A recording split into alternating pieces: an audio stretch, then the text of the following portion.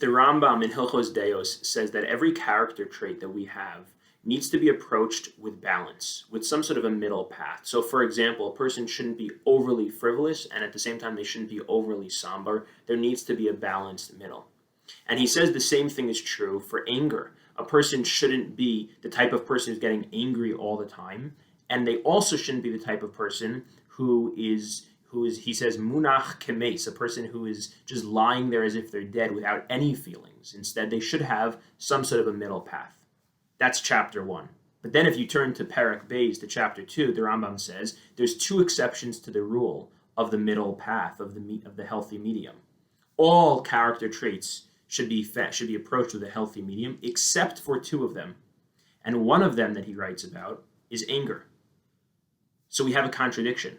In chapter 1 in Perek Aleph, the Rambam says that a person should have some amount of anger. And in Perek Beis, in chapter 2, the Rambam says that anger is an exception and a person shouldn't have any anger. It shouldn't even be approached with balance. So the Lecha Mishnah picks up on this problem, and he says that what the Rambam means is that a person should have some amount of anger. When in chapter 2, the Rambam says that anger is an exception, what the Rambam is saying is that all other character traits, the healthy medium is to find that sweet spot right in the middle. Not too much, not too little. Not one extreme or the other, but right in the middle.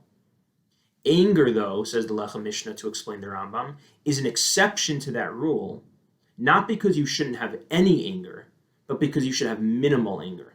So instead of being approached right in the middle, it should be weighted towards less anger, but still some amount of anger. And this really fits actually with what the Mishnah says in Perkei Avos, where it says that a person should be kashet lichos. And Rabbeinu Yonah and others explain that means it should be difficult to become angry. It doesn't say a person should never become angry, but it should be difficult to become angry. So there's a minimization, an approach to anger that we should have minimal anger, but we still should have some anger. So what does this mean? What does minimal anger mean? So one way to look at it is in terms of frequency. How often do you get angry? But another way to look at it is in the quality of the anger. How angry do you get? And I think this is crucial because the reality is, the truth is, that if we don't allow ourselves to ever get minimally angry, to express our anger, then what happens is the anger, of course, builds and builds, and it's simmering, and we're suppressing it, and we're keeping it buried underneath until all of a sudden it blows up in our face and explodes. And that's where the anger ends up being really destructive, really damaging, wounding, and hurtful. As opposed to if we would have earlier on, while we were feeling angry, but we were still in control, we could have expressed our anger and said to our spouse or to somebody else, I'm feeling angry about blank.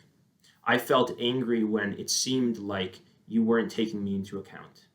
I'm feeling angry that this wasn't thought about.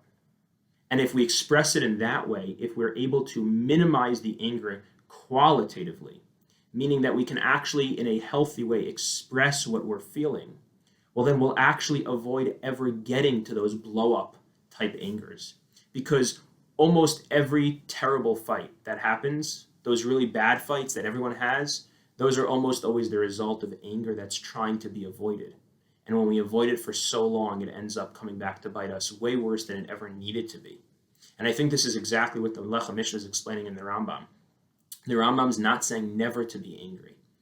He's saying that we shouldn't be looking to be angry in a balanced way, that in the way that we are with all other emotions and character traits. We want to minimize anger, but it still is there. To minimize it perhaps doesn't mean never being angry in terms of frequency, but it means minimizing it in its quality, that we can bring it down to a level that it can actually be productive, and it can actually be part of the process that can help us as a couple and in different relationships, and it doesn't have to have that terrible kind of explosive effect that it does have when we try and suppress it entirely.